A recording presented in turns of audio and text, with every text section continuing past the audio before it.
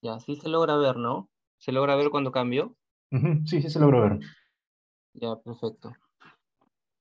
A ver, a ver, a ver. Ya, listo. A ver, déjame mover estas cosas porque si no, no me dejan ver. Ya, perfecto. Buenas noches con todos, chicos. Bienvenidos a este introductorio de neuroanatomía. Es la segunda parte, ¿ya? Lo felicito por haber sacrificado esta noche. De repente algunos tenían otras cosas más interesantes que ver, que aprender neuroanatomía, pero se agradece el esfuerzo y esto es a fin de cuentas para ustedes, ¿no? Nosotros también hacemos nuestro sacrificio, también he hecho mi sacrificio. Entonces, el día de hoy vamos a continuar con la parte de neuroanatomía, la parte 2, ¿ya? Mi nombre es Paul Tineo de la Cruz, soy ayudante también, soy ayudante de anatomía ya hace más o menos 3 años. Y lo que vamos a ver el día de hoy es la segunda parte de neuroanatomía. El día de ayer ustedes ya vieron, o el día de hoy, no sé en qué momento lo vieron, pero ya vieron ustedes la parte de médula, ¿no? Bien, entonces vamos a ver la segunda parte de neuroanatomía. Ya, listo. Entonces vamos a empezar con tronco encefálico, ¿no? Ustedes ya vieron su teoría referente a cómo se distribuye el sistema nervioso central, ¿no? Que va a estar constituido por el encéfalo y por la médula. El encéfalo va a estar constituido por una serie de estructuras que las vamos a revisar esta noche brevemente, y la médula, pues ya la han revisado, ¿no? Entonces, el encéfalo como tal, el encéfalo, acá tenemos un pequeño esquema en el cual estamos viendo que el sistema nervioso central, ya lo habrán visto, puede dividirse según las estructuras que va a inervar en un sistema somático o en un sistema visceral, ¿de acuerdo? Eso va a depender, eso va a estar en función de las estructuras que inervan. Y en el otro lado vamos a tener según su ubicación, y en este caso nosotros nos estamos centrando en el sistema nervioso central, ¿de acuerdo? Y por otro lado también vamos a tener el sistema nervioso periférico. Entonces, nosotros ya hemos visto, ustedes ya han visto, mejor dicho, que la médula, ya han visto ustedes ya han visto la médula. Entonces, lo que nos corresponde el día de hoy es el encéfalo, parte del sistema nervioso central según la ubicación anatómica, ¿ya? ¿Qué vamos a ver el día de hoy entonces? Vamos a ver desde la región más caudal hacia la parte más superior.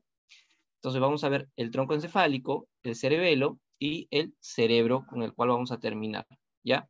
Muy bien, entonces acuérdense de este esquema que es importante tenerlo en cuenta para poder organizar bien la información y siempre tener en cuenta que deben ir desde lo más general hacia lo más particular, ¿ya? Entonces estamos viendo sistema nervioso central, el encéfalo y vamos a ver tronco encefálico, cerebelo y cerebro. Bien, listo. Entonces, primero debemos ver el desarrollo embrionario un poco del sistema nervioso central, que no es tan complicado, ¿no? Durante las primeras 3 semanas lo que vamos a ver es que se van a formar 3 vesículas, que se les conoce también como vesículas primarias o vesículas cerebrales, ¿de acuerdo? Vesículas cerebrales. Estas durante las primeras 3 semanas vamos a conocerlas como el prosencéfalo, el mesencéfalo y el romboencéfalo. Durante la sexta semana aproximadamente, ¿de acuerdo? Estas vesículas encefálicas cerebrales secundarias, bueno, van a dividirse en vesículas secundarias, las cuales vamos a ver que el prosencéfalo va a dar lugar a lo que nosotros vamos a conocer como telencéfalo y el diencéfalo. El mesencéfalo no va a sufrir ningún cambio estructural en su desarrollo, va a permanecer como mesencéfalo, y el romboencéfalo va a dividirse en otras dos estructuras en la sexta semana, que lo vamos a denominar como metencéfalo y mielencéfalo. Conforme va desarrollándose el embrión, vamos a ver que el telencéfalo va a adquirir la forma, la estructura del cerebro. El diencéfalo va a continuar como diencéfalo, el metencéfalo el mesencéfalo continuará como mesencéfalo con sus diferentes estructuras, partes, y el metencéfalo va a continuar con la protuberancia anular y con el cerebelo. Mientras que el mielencéfalo, como su nombre lo dice, miele, que viene de médula, va a continuar con aquella porción que se continúa con la médula, que en este caso vendría a ser el bulbo raquídeo, o también denominada médula, acá vamos a ponerlo, médula oblongada, ¿de acuerdo? Ese es su otro nombre, ¿ya? Listo, entonces tenemos ya el esquema general de lo que vamos a revisar, tenemos cómo es que se desarrolla las diferentes estructuras que vamos a ver el día de hoy, el bulbo raquídeo, la protuberancia anular, el cerebelo y el cerebro, ¿ya? Listo, entonces vamos a ir con el tronco encefálico con respecto a las generalidades, ¿no? Entonces, si a nosotros nos preguntan, de repente, en alguna pregunta les llega, ¿no? ¿A partir de qué estructuras se forma el tronco encefálico? ¿Ustedes qué responderían? A ver, ¿están ahí? ¿Qué responderían con respecto al tronco encefálico? Cuando les preguntan, ¿no? ¿A partir de qué estructuras se forma el tronco encefálico? A ver.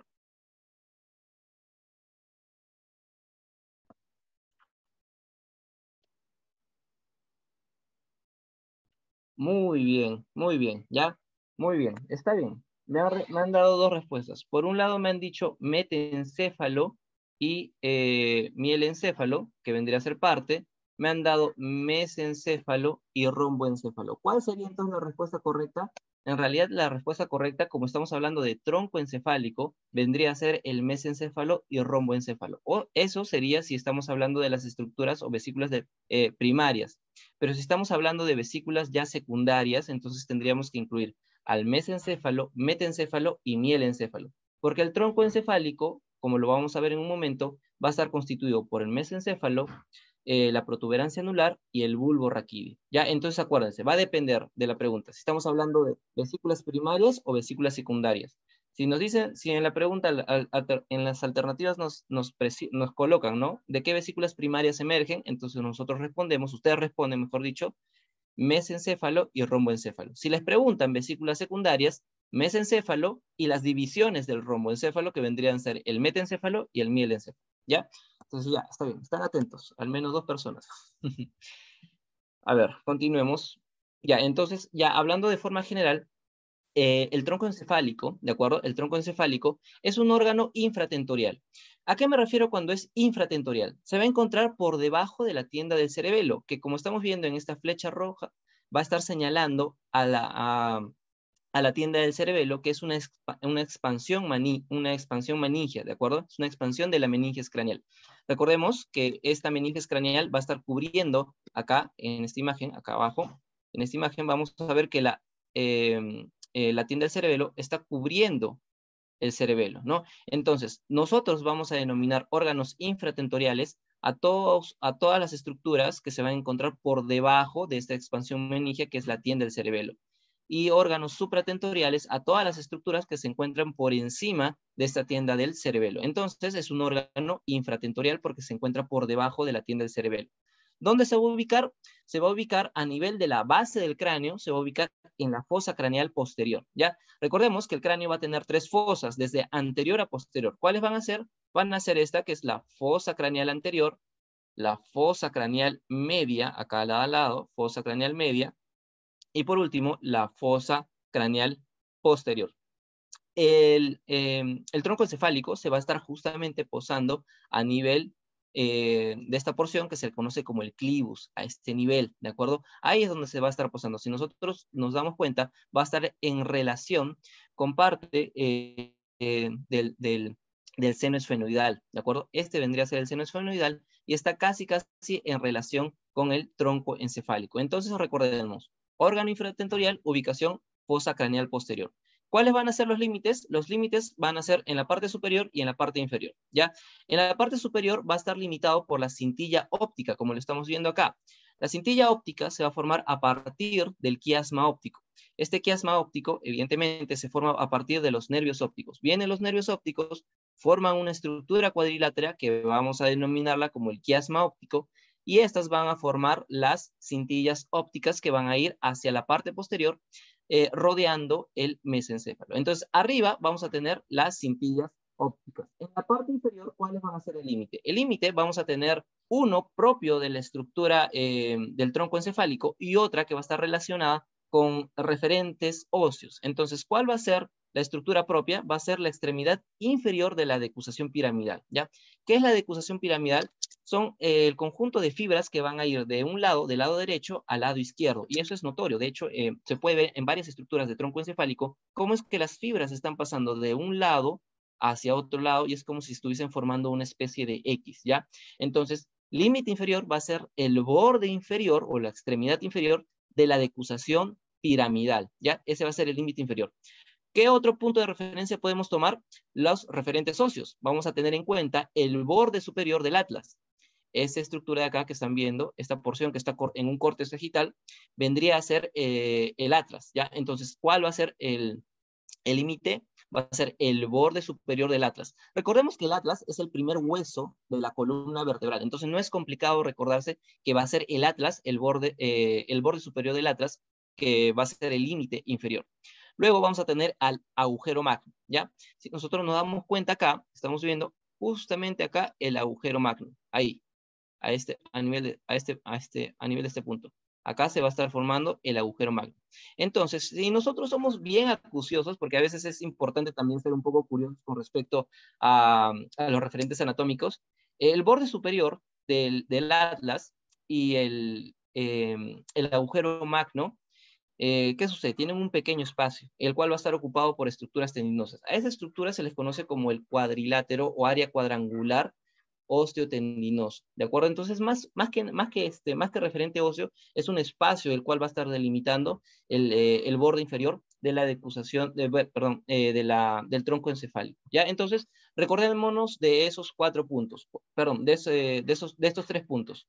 ¿Qué tipo de órgano es? Es infratentorial. Ubicación, fosa craneal posterior. Límites, superior e inferior, ¿dónde se encuentra? ¿Listo? Bien. Entonces vamos a empezar, como les había mencionado, desde la parte inferior o desde la parte más caudal hacia la parte más craneal.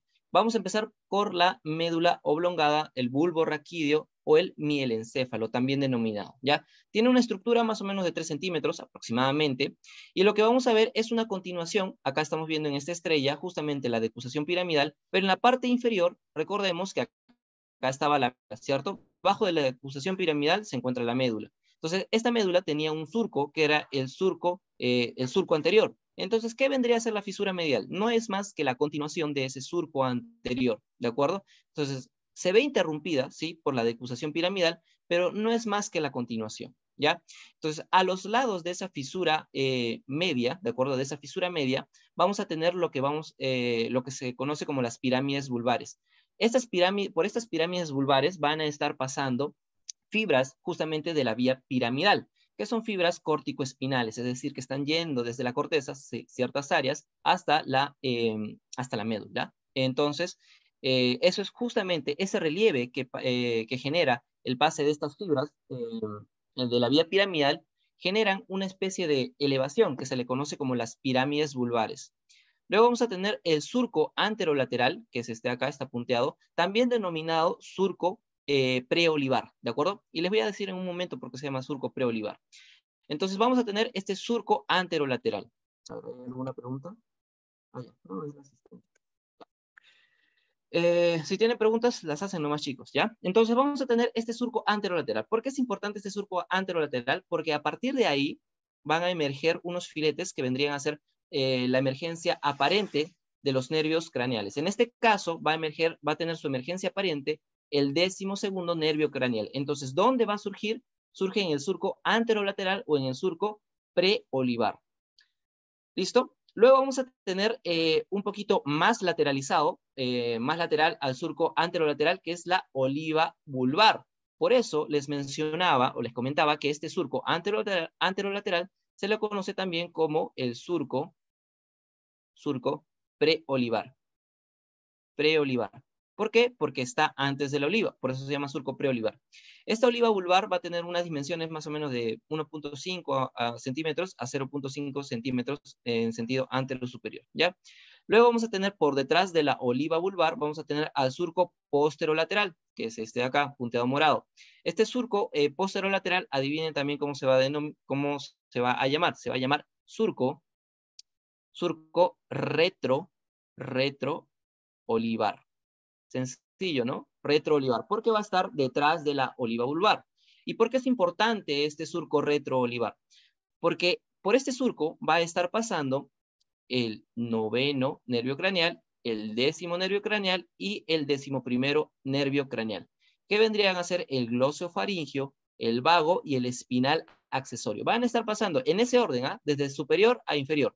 Por acá van a estar los filetes del 9º, por acá los del 10º, y en la parte ya más relacionado al surco posterolateral como tal, ya no al surco retroolivar, va a emerger el nervio espinal accesorio. ¿Listo? Luego vamos a tener al tubérculo ceniciento de Rolando, ya que es bastante pequeño, de hecho está acá. A ver, voy a hacerle un zoom para que lo puedan ver. ¿Cómo que se hace zoom? Ya, acá. En esta imagen, ya, acá está señalando, acá se está señalando justamente que este vendría a ser el tubérculo ceniciento de Rolando. ¿Por qué es importante este tubérculo ceniciento de Rolando? Es importante porque va a ser como una especie de saliente, parte del núcleo del trigémino, ¿de acuerdo? Ese es un saliente, una pequeña saliente del núcleo del trigémino, ¿ya? Por eso lo describen también. Luego vamos a tener al stratum zonale, que sí se logra ver. De hecho, hay algunas muestras en el anfiteatro y también algunas muestras que nosotros trabajamos. Se puede ver ese stratum zonale. ¿Qué es el stratum zonale? Son una serie de fibras, también denominadas fibras arciformes, que van a estar pasando desde la oliva, ¿de acuerdo? Perdón, desde la pirámide vulvar hacia la parte posterior, hacia el pedúnculo cerebeloso inferior, ¿ya? Entonces son una serie de fibras que van a estar comunicándose, que van a estar comunicando estas dos áreas. Importancia no tiene, solamente quiero que sepan que existen esta serie de fibras que van a estar. A ver, ¿qué dice? El 11, su origen no está en el surco posterolateral, sino en la médula espinal. No estoy muy segura. Ok. Sí, ahí viene la confusión, ¿ya? ¿Qué es lo que sucede? En realidad tienen como que una parte saliendo desde la misma bulbo raquídeo, ¿de acuerdo? En realidad se describe, o según la literatura, se suele describir siempre que sale del bulbo raquídeo. Si ustedes ven, o cuando tengan la oportunidad de ver un tronco encefálico, van a darse cuenta que, como les había comentado, buscan el borde inferior de la decusación piramidal, bordean y van a darse cuenta que van a salir una serie de filetes. Ahora, ojo, tengan en cuenta que también de este nivel de la médula van a salir los nervios espinales, ¿de acuerdo? Que van a ir a formar los ramos de los nervios espinales, ¿ya? Entonces, en la bibliografía lo que se comenta es que el 11º nervio craneal, espinal accesorio, sale a partir justamente del surco posterolateral, ¿de acuerdo? A nivel, por debajo de la oliva vulvar. Eso es lo que normalmente se escribe en la literatura. No sé si eh, pude aclarar tu duda. Ya, listo. Igual, si tienen alguna otra duda, me comentan nomás, ¿ya? Típicamente es como se describe en la literatura. Listo. Bien, entonces esto es lo que vamos a ver nosotros en esta cara, tanto en la cara anterior como en la cara lateral. Ahora, una cosa que quiero comentarles es que, como les había mencionado, el tronco encefálico va a dividirse en porciones. De hecho, se divide en 3 porciones, ¿ya? En esta porción que habíamos comentado, que se le conoce como el mesencéfalo, esta es la parte más superior, esta acá, mesencéfalo. Vamos a tener luego acá al puente, y vamos a tener acá a la médula oblonga, que ya la acabamos de describir. Entonces, estas 3 porciones también van a dividirse mediante unos surcos, ya que son bien evidentes. Acá están los surcos. Entonces, para que se acuerden, ¿cómo se van a denominar estos surcos? Estos surcos van a denominarse teniendo en cuenta la relación de las estructuras adyacentes. Me explico. Este surco de acá se va a denominar surco bulbo-protuberancial, ya que al puente también se le conoce como protuberancia anular. También lo pueden denominar como surco bulbopontino o surco pontino inferior, algunos también lo comentan, ¿ya? Pero comúnmente lo van a encontrar como surco bulbo-protuberancial. Luego van a tener este surco que nos va a estar delimitando el mesencéfalo y el puente, que se le conoce como surco pontomesencefálico, ¿de acuerdo? Pontomesencefálico porque va a estar en relación el puente con el mesencéfalo. Listo. Bien, vamos al puente ahora. ¿Qué vamos a ver en el puente? Macroscópicamente, lo que nosotros vamos a hallar en el puente van a ser a simple vista una serie de fibras, y eso es bien notorio, que van a estar pasando de lado a lado.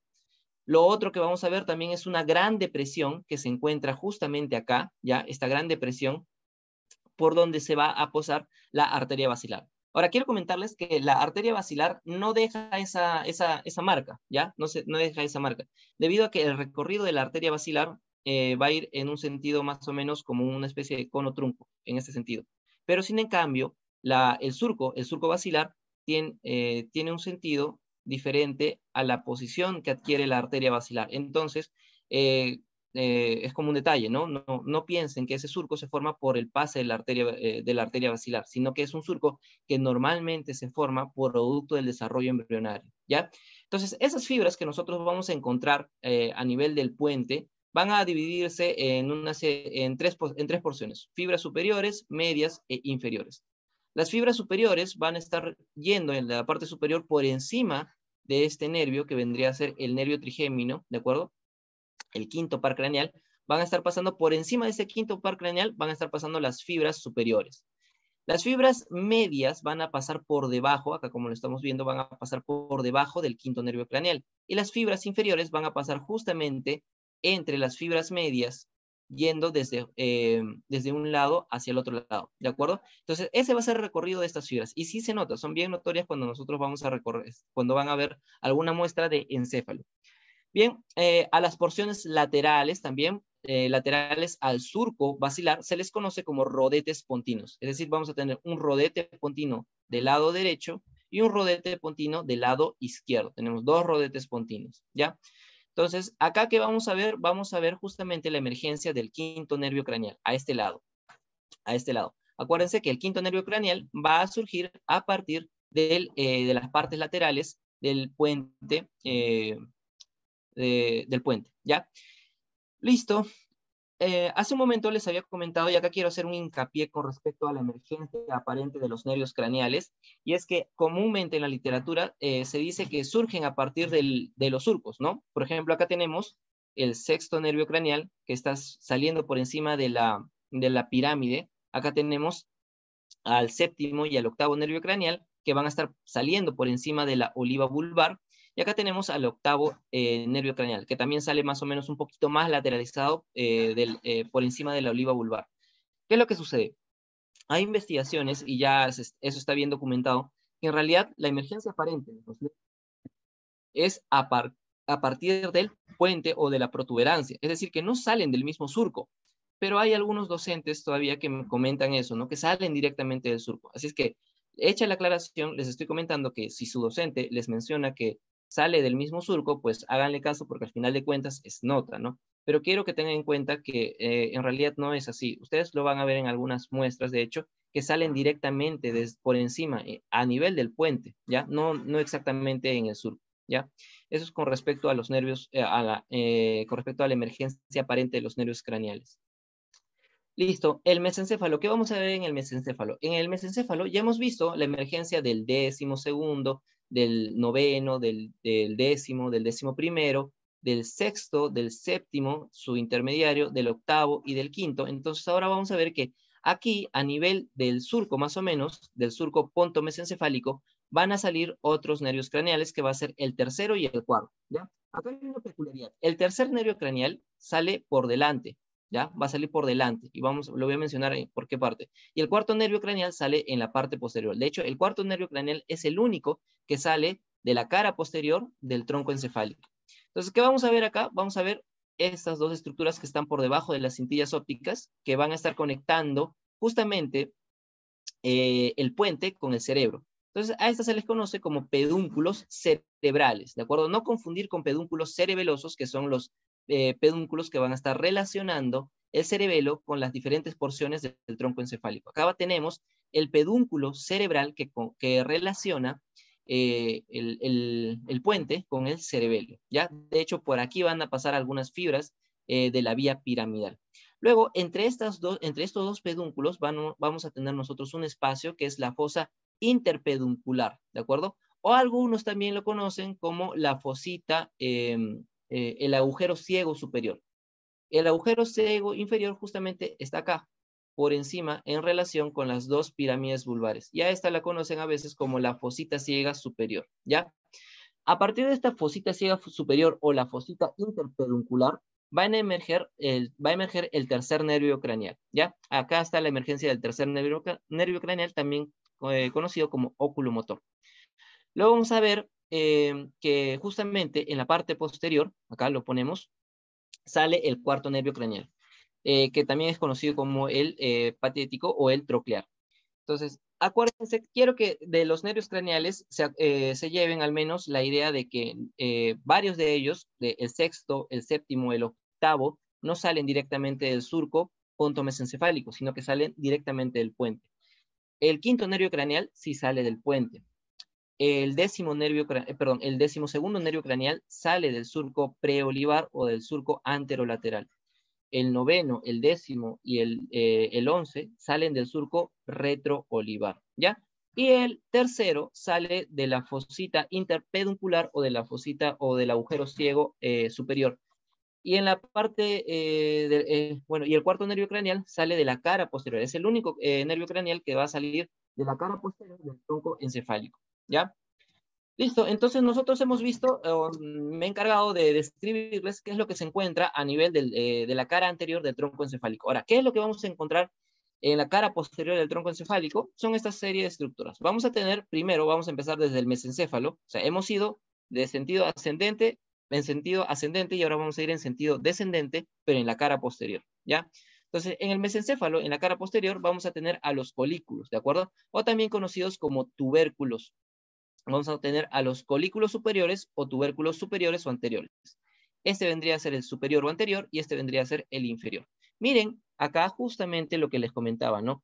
Al lado del frenillo, que este vendría a ser el frenillo, ¿de acuerdo? Esa estructura acá, el frenillo del velo medular, va a salir o va a emerger el cuarto nervio craneal. Este cuarto nervio craneal va a dar la vuelta, es como si estuviese, como si fuese un collar que le hace a los pedúnculos cerebrales y va a salir por la cara anterior. O sea, sale de la parte posterior, rodea como un collar y nosotros lo vamos a ver por la cara anterior para que pueda entrar a uno de los agujeros de la base del cráneo, ¿ya?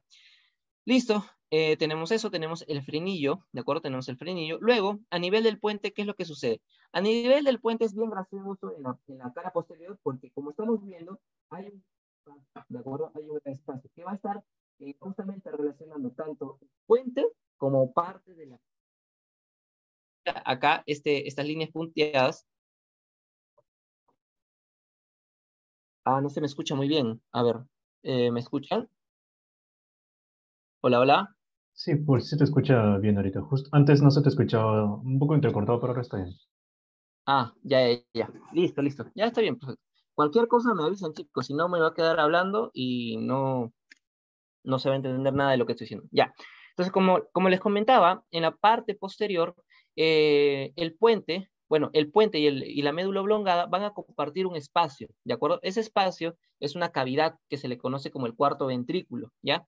Este cuarto ventrículo va a dividirse en porciones, de hecho se le conoce también como la fosa romboidea, ¿de acuerdo? Porque adquiere una forma de rombo, como lo estamos viendo, que va a tener, como vamos a ver, que tiene una forma más o menos de rombo, por eso se le conoce como la fosa romboidea, o también se le conoce como piso del cuarto ventrículo, ¿ya? Entonces, en el piso del cuarto ventrículo, lo que nosotros vamos a ver es una serie de relieves que van a ser producto justamente de los núcleos que se forman en el tronco encefálico. Estos núcleos que se van a formar son los núcleos de los nervios craneales. Entonces, en el tronco encefálico, la importancia del tronco encefálico es que ahí se encuentran los núcleos, o sea, cuando me refiero a los núcleos de los nervios craneales, estoy hablando del origen real de los nervios craneales, pero también vamos a ver el origen aparente de los nervios craneales.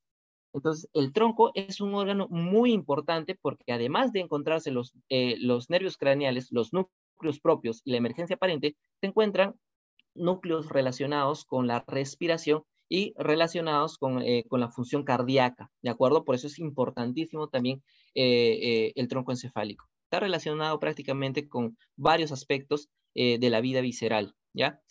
Listo, entonces, dicho esto, no quiero que se mareen, pues estoy hablando de más de repente. Nosotros en la parte posterior vamos a tener este rombo, ¿de acuerdo? Fosa del cuarto ventrículo. Pero a este nivel, esta fosa del cuarto ventrículo como estamos viendo, como lo estoy dibujando acá, se va a dividir en dos triángulos. Un triángulo que va a pertenecer netamente al puente o a la protuberancia anular, que se le va a conocer como el triángulo pontino. Y en la parte inferior, por debajo de este surco, que va a estar justamente en el ángulo entre la médula y el cerebelo, ¿de acuerdo? Que se le conoce como el ángulo médulo-cerebeloso, nosotros vamos a encontrar un triángulo perteneciente netamente al bulbo, a la médula oblongada, que se le conoce como el triángulo vulvar, ¿ya? Entonces acuérdense, relacionen esos nombres, ¿ya? Triángulo pontino y triángulo vulvar. Y todos esos dos triángulos nos van a formar el piso del cuarto ventrículo o la fosa romboidea. Listo, ¿qué más vamos a ver? Al menos a nivel de la médula, vamos a ver el surco medio posterior, que como les había comentado en la parte anterior, esto no va a ser más que la continuación del tabique posterior que vamos a encontrar o que se halla a nivel de la médula, ¿ya? Es una continuación. Luego, vamos a ver un surco, que es el surco intermedio, que va a estar justamente acá. Acá tenemos el surco intermedio. ¿Qué pasa? Este surco intermedio, ustedes de repente ya recordarán que... ya, ustedes recordarán, ¿cómo se llama? Que la médula tiene una sistematización de sustancia gris y sustancia blanca. Les deben haber mostrado en un corte. Entonces, en la parte posterior, ¿qué sucede? Vamos a tener los funículos de la sustancia blanca posterior, pero que a cierto nivel, más o menos a niveles torácicos, cervicales, ¿de acuerdo? Se va a dividir en dos porciones, ¿no? Que va a ser justamente por este surco intermedio que les estoy comentando. Y van a formarse unos haces que se les conoce como los haces de Gol y los haces de Burdach. Ya, perfecto. Entonces, esos haces a nivel del bulbo, casi a este nivel, van a formar una elevación, una especie de estructura redondeada, a la cual nosotros vamos a denominarlos como tubérculos. Acá está. Los tubérculos de Gracil va a estar relacionado con los fascículos de Gol, acá lo tenemos, que se va a formar justamente esta dilatación, y por otro lado vamos a tener al tubérculo cuneiforme o el tubérculo de Burdach, que es un poco más lateral. Entonces, tubérculo de Gol, estamos hablando netamente del relieve que se va a formar por el pase de estas fibras, pero a nivel de la médula oblongada. Una cosa que quiero mencionarles es que este tubérculo cuneiforme, si nos damos cuenta, va a continuar hacia la parte superior y se va a relacionar con el pedúnculo cerebeloso inferior. Entonces, el pedúnculo cerebeloso inferior también se le conoce, hay literatura que se le conoce como cuerpo restiforme, y el restiforme viene de cuerda. Entonces, a este tubérculo cuneiforme también se le conoce como el tubérculo restiforme o el cuerpo restiforme, porque es una continuación del pedúnculo cerebeloso inferior. O sea, va a continuarse hacia la parte superior con el pedúnculo cerebeloso inferior, ¿ya? De ahí que van a tener los mismos nombres. A ambas estructuras, tanto al pedúnculo cerebeloso inferior como al tubérculo cuneiforme, se los conoce como cuerpos restiformes. Así es que no se mareen si es que encuentran que a ambas estructuras se les denomina así. Se les denomina de la misma forma. Y se les denomina así porque van a tener una continuidad la una con la otra, ¿ya? Listo, entonces esto es lo que vamos a ver a nivel de la cara posterior del tronco encefálico. Bien, como les había comentado, dentro del piso del cuarto ventrículo tiene una serie de estructuras muy ricas para poder estudiarlas tanto a nivel anatómico como a nivel funcional, pero vamos a centrarnos netamente en la parte descriptiva anatómica, ¿ya? Entonces, como les había comentado, les había mencionado que este rombo o fosa romboidea o el piso del cuarto ventrículo se va a separar en dos triángulos, un triángulo superior, que es el triángulo pontino, y un triángulo inferior, que es el triángulo vulvar. Entonces vamos a ir desde el triángulo pontino al triángulo vulvar. Primero vamos a describir las estructuras que se encuentran en el triángulo vulvar, ¿ya? Vamos a ir de la parte inferior a la superior. Entonces yo voy a demarcar mi límite acá, ahí está mi límite. Entonces vamos a tener en el triángulo vulvar una serie de estructuras que van a estar relacionadas.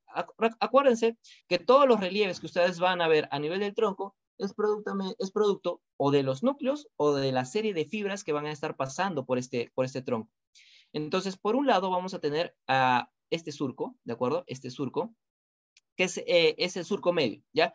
¿Se acuerdan de este surco que se encontraba a nivel de la parte posterior de la médula oblongada, que se le conoce como surco medio posterior? Entonces, este surco medio, ¿de acuerdo? Este surco medio no es más que la continuación de este surco medio posterior. Simplemente es una recta que está continuando, solamente que ha cambiado de nombre al describirse en la fosa romboidea o en el piso del cuarto ventrículo. Entonces vamos a tener nuestro surco medio, ¿ya? Luego vamos a tener nuestro surco limitante, que es un poco más lateral. Les voy a comentar en breve momento por qué es importante. Y luego vamos a tener esta serie de relieves que se les conoce como las estrías medulares, ¿ya?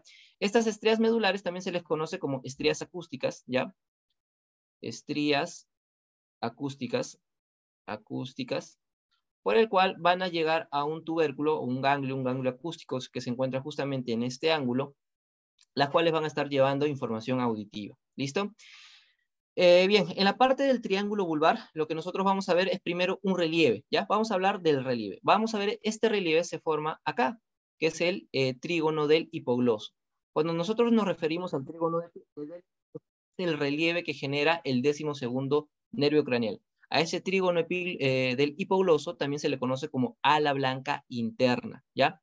Luego vamos a tener el trígono del vago, también denominado como ala gris, acá lo estamos viendo, por eso adquiere ese nombre. Entonces, este surco limitante, ¿cuál va a ser su función? Nos va a estar separando el ala blanca interna del ala gris, ¿de acuerdo? Nos está separando justamente los relieves que van a formar el 12º nervio craneal, que está un poquito más medial, casi cercano al surco medio, y el trígono del vago, que está haciendo el relieve del 10º nervio craneal, del nervio vago, ¿ya? Listo. Luego vamos a ver este surco que se le conoce como el cordón de separación o cordón separans. ¿Por qué es importante? Porque por debajo de este cordón separans nosotros vamos a encontrar un área que se le conoce como el área postrema, ¿ya? Esta área postrema está relacionada con, es importante, porque es una de las áreas forma parte de los 13 órganos circunventriculares. ¿Qué es un órgano circunventricular? Es un órgano que no tiene, no está tapizado por epéndimo. Entonces, al no estar tapizado por epéndimo, va a ser muy sencillo que algunas sustancias puedan atravesar por medio de estos órganos circunventriculares. Entonces, el área postrema es uno de esos órganos circunventriculares que se van a encontrar ahí. Paul, ¿hay más órganos circunventriculares? Sí, hay 13 órganos circunventriculares que se encuentran distribuidos a lo largo del sistema, a lo largo del encéfalo, ¿ya? Pero este es uno de ellos, por eso, y lo menciono porque está justamente acá a nivel del tronco. Luego vamos a tener el área vestibular, o también conocida como ala blanca externa. El ala blanca externa va a tener dos porciones. Una que va a estar relacionada netamente con el puente, ¿de acuerdo? Acá en la parte superior. Y otra que va a estar relacionada netamente con el bulbo. Entonces nuestra ala blanca externa justamente va a formar como una especie de triángulo compartido entre el puente y la médula oblongada. Y ya, bueno, esos son los relieves que nosotros vamos a encontrar. Este área vestibular va a estar relacionado con el 8º nervio craneal, ¿de acuerdo? Entonces, todo lo que les estoy mencionando, estas áreas, recuerden con qué nervios craneales se están relacionando. De ahí que es importante esta serie de introductorios, ¿ya? Luego, en la parte superior, nosotros vamos a tener este relieve, que es el colículo facial, o también denominada eminencia teres. Todo lo que ustedes escuchen como teres significa redondeado. Es latín, no es complicado, ¿ya? Luego vamos a tener la eminencia medial, ¿de acuerdo? O funículo teres, que va a ir hacia la parte superior. Y por último, vamos a tener más relacionado con el pedúnculo cerebeloso superior, un área que se le conoce como el área o el locus ceruleus, ¿de acuerdo? Listo. Bueno, eso es lo que vamos a ver a nivel del piso del cuarto ventrículo. ¿Ya? ¿Tienen alguna pregunta, chicos, hasta este nivel? Han sido casi 40 minutos, me he demorado bastante. No sé si están cansados. ¿Tienen alguna duda o pregunta con respecto a lo que hemos visto hasta este momento?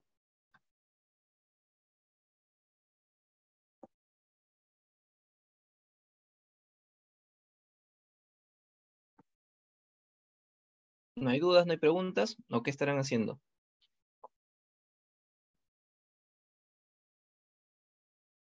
A ver, ya, a ver, hay una pregunta. Bien, Pierina, me comenta si el colículo facial se llama así porque pasa fibras del nervio facial. Ya, ¿qué es lo que sucede? No son fibras, ya, acuérdense, cuando estamos hablando de núcleos, o al menos, ¿cómo se llama? De nervios craneales, son núcleos, o sea, es sustancia gris, ya, entonces no son fibras. Pero vale tu pregunta, ¿ya? ¿Qué es lo que sucede? Se le denomina colículo facial, o también algunos lo mencionan como el tubérculo abducens. ¿Qué sucede? Nosotros, de repente lo voy a explicar en otro momento en su ciclo regular. ¿Qué sucede? A nivel del colículo facial se va a encontrar el sexto nervio craneal, ¿ya? Que es el abducens. Entonces, por este sexto nervio craneal va a estar pasando unas pequeñas parte del núcleo del séptimo nervio craneal. Va a estar pasando unas pequeñas fibras de sustancia gris y van a estar dándole la vuelta al sexto nervio craneal, ¿ya? Entonces, esa vueltita que le da, justamente esa vueltita, por esa vueltita que le da al sexto nervio craneal, se le conoce como colículo facial. Pero también hay literatura que se le conoce como tubérculo abducens, ¿de acuerdo? Tubérculo abducens. Entonces, es por eso. Están relacionados ambos, de hecho, tanto el sexto como el séptimo nervio craneal, ¿sí? A ver, otra pregunta. ¿Te quedó claro? Ya, listo, genial. Entonces, continuamos, pues, chicos. ¿Sí? ¿Continuamos? ¿O ya se cansaron? ¿O quieren un receso?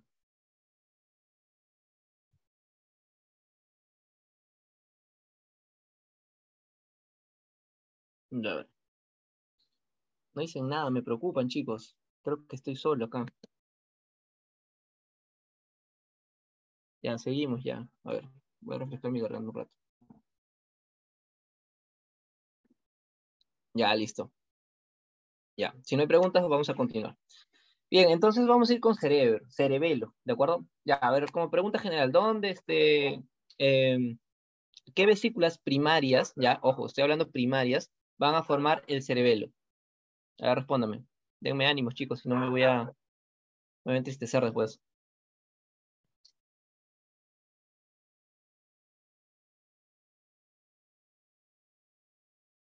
Romboencéfalo, muy bien, ya está, perfecto. Entonces, recordemos, tenemos que ir asociando, integrando la información, romboencéfalo, ¿de acuerdo? Si estoy hablando de vesícula primaria, romboencéfalo. Y si mencionara de qué estructura, de qué vesícula secundaria se origina el cerebelo, ¿qué me responderían?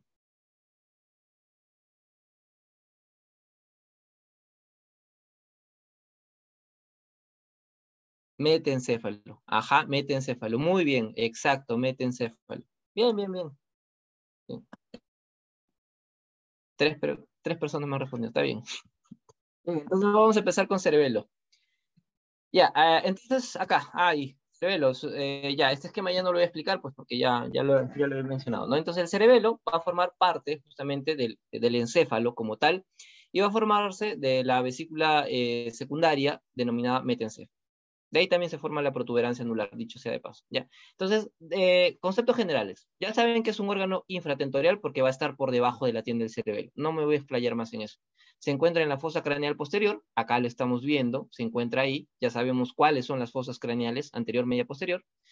Y luego vamos a ver que es un poco más alargado en sentido transversal, como lo estamos viendo acá, nosotros estamos viendo, en sentido transversal es mucho más alargado que en su sentido antero-posterior. ¿De acuerdo? ¿Se dan cuenta? Ahí. Entonces va a ser mucho más alargado.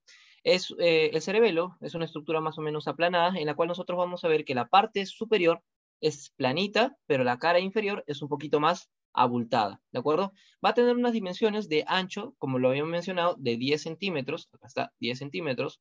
Antero-posterior son 6 centímetros y de alto, ¿de acuerdo? Acá, de alto, van a ser más o menos de 5 centímetros, ¿ya? Esas van a ser las dimensiones aproximadas del cerebelo, ¿ya?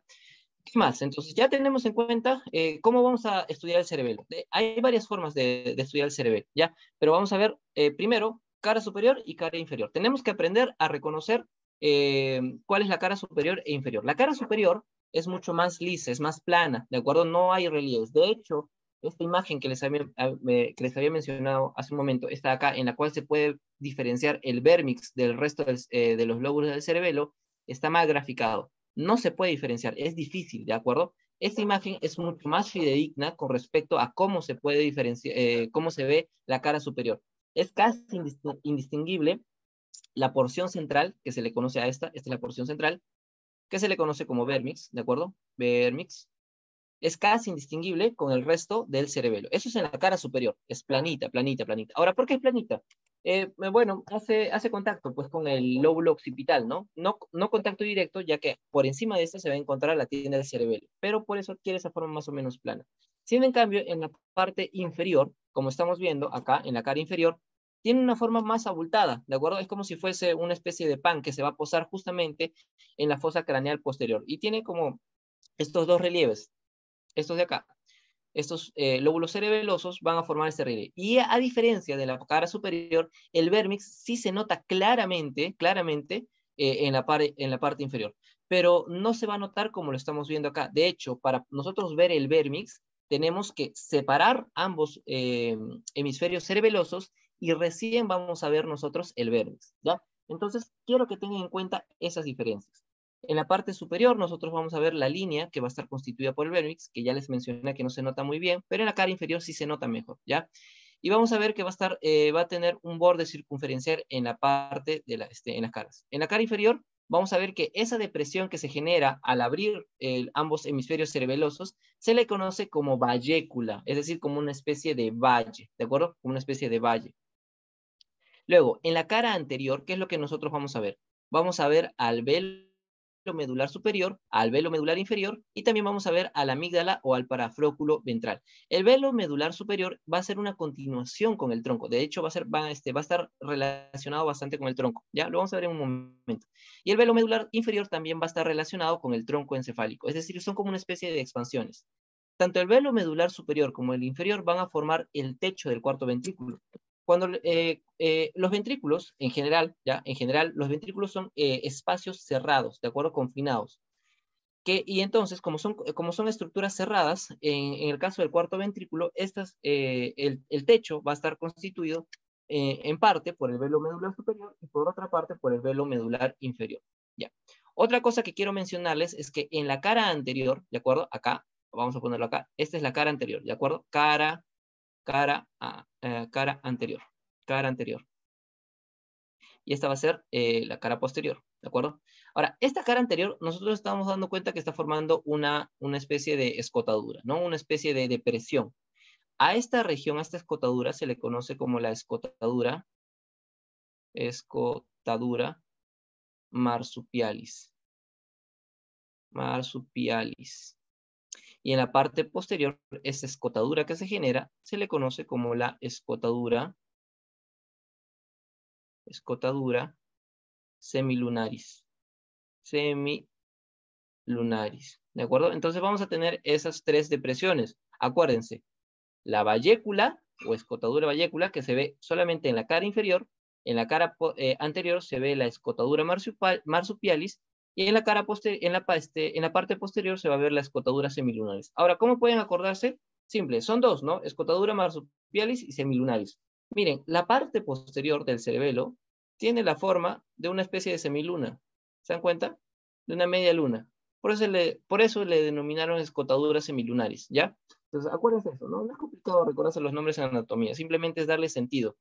Los anatomistas usaban varias partes del cuerpo humano, incluso algunos instrumentos que tenían a su alrededor para para poder nombrar las estructuras que están en el cuerpo, ¿ya? Entonces tenemos eso, escotadura marsupialis, escotadura semilunaris. Entonces, luego vamos a ver con respecto al surco, porque hasta el momento lo que hemos visto es cómo se puede dividir una cara, cómo se diferencia una cara superior de una cara inferior, ¿ya? Vamos a ver las fisuras, ¿de acuerdo? La más importante de las tres que están acá es la fisura horizontal o intercrural de Big Dazir, ¿de acuerdo? ¿De dónde a dónde va a ir? Va a estar relacionando justamente, a ver, voy a borrar esto, control Z, no se puede borrar, ¿no? A ver, ¿cómo se borra? Ya, ahí está, listo. Esto acá también, ya.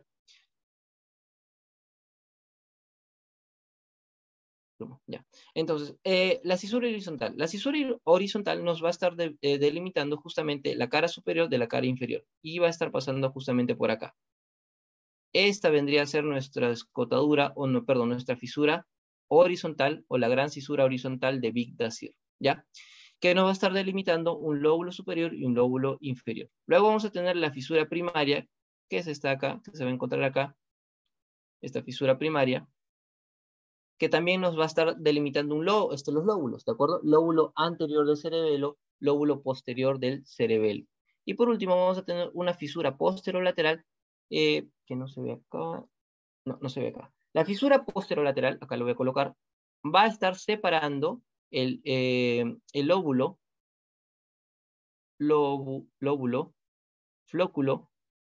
flóculo nodular, separa del flóculo, el lóbulo flóculo nodular y el lóbulo posterior, ¿de acuerdo? Lóbulo posterior. Entonces, ¿qué es lo que sucede? Esta cisura, a ver si se puede ver acá, no sé si logran ver acá, esta estructura de acá es el flóculo, ¿de acuerdo? Esto va a formar parte de lo que se conoce como el lóbulo flóculo nodular. Y como nosotros estamos en la cara inferior, este pequeño surquito que se forma acá va a conocerse como como la fisura posterolateral, que justamente nos está separando esa estructura que vendría a ser parte del lóbulo flóculo nodular del lóbulo posterior, que vendría a ser todo esto de acá, ¿de acuerdo? Esto vendría a ser parte del lóbulo posterior. Entonces, la fisura posterolateral nos sirve justamente para delimitar estos dos lóbulos cerebelosos, ¿de acuerdo? Bien, acá quiero mostrarles un pequeño esquema, que es el esquema de la SER, ¿de acuerdo? Este esquema de la SER nos sirve para poder clasificar, ¿de acuerdo? El cerebelo. Ahora, clasificaciones del cerebelo hay un huevo, ¿de acuerdo? Hay bastantes clasificaciones del cerebelo. Hay funcionales, hay filogenética, que es esta de acá, que es el esquema de la SER. Hay estructural, diferenciando lóbulos y todo eso. Incluso hay una radiológica, ¿de acuerdo? Hay diferentes formas de clasificar al lóbulo, pero yo les he mostrado esta, que es en relación a los lóbulos, de ahí que les he presentado los surcos, que nos va a delimitar los lóbulos anterior, el lóbulo posterior y el lóbulo flóculo nodular, ¿de acuerdo? Pero además de eso, este esquema del láser nos va a estar delimitando justamente una clasificación filogenética, es decir, en sentido del desarrollo embrionario. ¿De acuerdo? ¿Cómo es que se va desarrollando el cerebelo en diferentes especies? ¿Ya? Entonces, tenemos primero el arquicerebelo. Este arquicerebelo va a estar relacionado tanto con el nódulo y con el flóculo. ¿Se acuerdan que hace un momento les había comentado del lóbulo flóculo nodular? Bueno, este es el primario, por así decirlo, ¿de acuerdo? Es el más primitivo, mejor dicho. Por eso se llama arquicerebelo, ¿de acuerdo? Arquicerebelo, porque es el más primitivo, que va a estar relacionado justamente el lóbulo y el nódulo, y también parte de la amígdala, como lo estamos viendo. Estos van a formar parte del arquicerebelo, de ahí que se le conoce también como lóbulo flóculo nodular. Luego vamos a tener otro que vendría a ser el paleocerebelo, que es el siguiente en la cadena de evolución, que justamente va a estar constituido por el lóbulo anterior. Luego vamos a tener el neocerebelo, que es el más nuevo en el desarrollo o en la evolución, mejor dicho, que también se le conoce como lóbulo posterior. Y si son acuciosos, acá lo que estamos viendo o lo que se ha hecho es abrir al cerebelo y expandirlo, de modo tal que todas estas estructuras que están viendo acá, estas de acá, forman parte del vérmix, tanto del vérmix en la cara superior como del vérmix en la cara inferior. Es como si a este cerebelo de acá yo lo hubiese partido en la mitad y lo hubiese expandido para poder plasmarlo en este gráfico, ¿de acuerdo? Esta imagen es netamente educativa, ¿ya? Porque, como les había comentado, es como si estuviese abriendo al cerebelo para poder ver las diferentes, cómo es que se clasifica filogenéticamente. Entonces, a nivel del vérmix, vamos a encontrar una serie de estructuras que van a tener relación hacia las partes laterales con ciertas porciones del lóbulo cerebeloso. Entonces, ¿qué vamos a ver? La língula, que vendría a ser esta pequeña estructura de acá, esta de acá, la língula, no se va a relacionar con nada, con ninguna estructura lateral hacia el cerebelo. En el hombre, ojo, estoy hablando en el hombre. De repente por ahí van a escuchar que la língula se relaciona con el vínculo. Entonces, de repente van a decir, Paul me ha estafado, ¿cómo que no se relaciona con nada? ¿Qué es el vínculo? Ya, por eso ahí la aclaración. En el ser humano, no hay correspondencia en el vérmix de la língula hacia los laterales del cerebelo, ¿de acuerdo? En el animal sí hay correspondencia de la língula hacia las partes laterales con el cerebelo, ¿ya? Y a esas porciones, esas prolongaciones laterales se les conoce como vínculo. Entonces, en los animales sí existe una correspondencia cerebelosa con el vérmix, que se le conoce como vínculo. pero en el ser humano no. La língula está solita, solitaria, como algunos el día de hoy. Luego vamos a tener, un poquito más superior, vamos a tener al lóbulo cerebral, ¿de acuerdo? Al lóbulo cerebral. ¿Cuál va a ser su correspondencia cerebelosa hacia los laterales? Va a ser el ala del lobulillo central, que es justamente este de acá. Luego, hacia la parte más superior, a este nivel, este vendría a ser el lobulillo central. Y acá, en la parte más superior, se le conoce como el culmen. Acuérdense de culmen como una especie de cima, ¿de acuerdo? Como cima. Entonces, ese culmen hacia los laterales se va a estar relacionando con el lóbulo cuadrilátero anterior o con el lóbulo cuadrangular, ¿de acuerdo? Estamos hablando hacia la parte lateral de los hemisferios cerebelosos. Luego vamos a tener un poquito más en descenso, vamos a tener al declive, este de acá, el declive, acuérdense, declive que va decayendo. Entonces, ese declive va a estar relacionado con el lobulillo simple o cuadrilátero posterior, ¿ya? Cuadrilátero anterior, cuadrilátero posterior, o cuadrangular y lobulillo simple. Luego, la última porción, ¿de acuerdo? La última porción, esta de acá, nosotros la vamos a denominar como folium, que va a estar relacionado con el lobulillo semilunar superior. Eso es en la cara superior. En la cara inferior vamos a tener al tuber por debajo del folium, que va a relacionarse con el lobulillo semilunar inferior. Luego vamos a tener a la pirámide, que como su nombre lo dice, la pirámide va a ser la elevación más prominente, pero en la cara inferior. De ahí su nombre, ¿de acuerdo? Se llama pirámide porque precisamente tiene una elevación muy considerable, a diferencia de las otras estructuras que se encuentran en la cara inferior a nivel del vértex. Y esta pirámide se va a relacionar con parte del lobulillo digástrico, ¿de acuerdo? Luego vamos a tener la úvula, que se va a estar relacionando hacia los laterales con la amígdala, ¿de acuerdo? Y por último tenemos el nódulo, ¿de acuerdo? El nódulo, que se va a relacionar con el flóculo, ¿de acuerdo? Entonces, estas son las correspondencias que nosotros vamos a encontrar entre el vérmix y la parte lateral de los hemisferios cerebelosos. Ahora, Paul, es muy complicado de recordar estos nombres. ¿Cómo voy a recordar língula, lóbulo, culmen, declive? Hay una forma, ¿de acuerdo? Hay una forma que yo la suelo enseñar que es bastante práctica, pero por el tiempo creo que en otro momento será, pero les voy a dar una mnemotecnia, ¿de acuerdo? Esta mnemotecnia, ¿cómo se llama? No un pitufo, de repente la han escuchado, de culo lindo. Ya, entonces, ¿qué va a pasar? Esto es desde la cara inferior del vérmix hacia la cara superior del vérmix, ¿de acuerdo? No de nódulo, U de úvula, Pi de pirámide, Tu de tuber, Fo de folium, D de declive, Q de culmen, Lo de lobulillo central y lindo de língula, ¿de acuerdo? Ahí está su mnemotecnia, para que acuerden cuáles son las estructuras que se encuentran en el vérmix, ¿de acuerdo? Que justamente se van a ver en un corte sagital. Ahora, la parte de las relaciones de los hemisferios cerebelosos ya es chamba de ustedes, pues, ¿no? Eso sí lo tienen que aprender, ¿ya? Lo tienen que aprender. Listo. Bueno, eso sería con respecto al esquema de la CERT, ¿ya? Ahora, morfología interna no tendría por qué decirles porque prácticamente esta es una clase de reconocimiento, de morfología externa de cerebelo, pero hay, a ver, algo chiquito nada más. Algo chiquito que les puedo mencionar es que al igual que en el cerebelo, o bueno, en general, ¿ya? El sistema nervioso central, vamos a ver que va a estar constituido por sustancia gris y sustancia blanca, ¿sí? La sustancia gris son justamente todo lo que estamos viendo acá.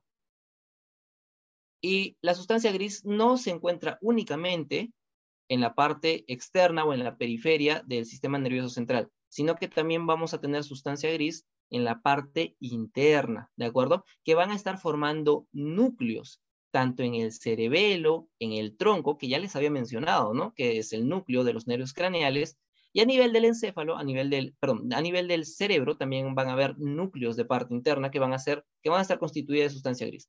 Recuerden, tengan en cuenta, se los deben haber mencionado.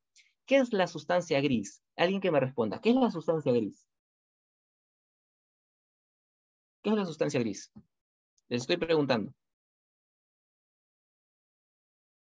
termino. ¿Qué es la sustancia gris?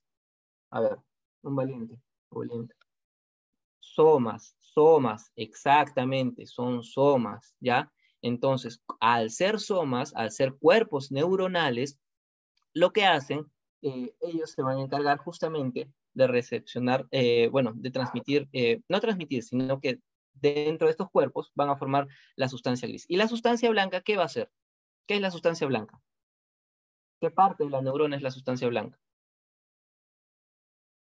Axones, ¿de acuerdo? Mielina, bueno, pueden ser, los axones están cubiertos de mielina, ya, ojo con eso, no confundan mielina, son axones, ya, son axones. Entonces, la sustancia gris son cuerpos neuronales, mientras que la sustancia blanca son axones. Entonces, acuérdense siempre que los núcleos van a estar constituidos. Cuando escuchen ustedes núcleo, su cabeza inmediatamente debe asociarlo a algún núcleo, ya sea un núcleo de los nervios craneales, un núcleo cerebeloso o un núcleo del cerebro, ¿ya? Entonces, esa va a ser la sustancia gris interna, ¿de acuerdo?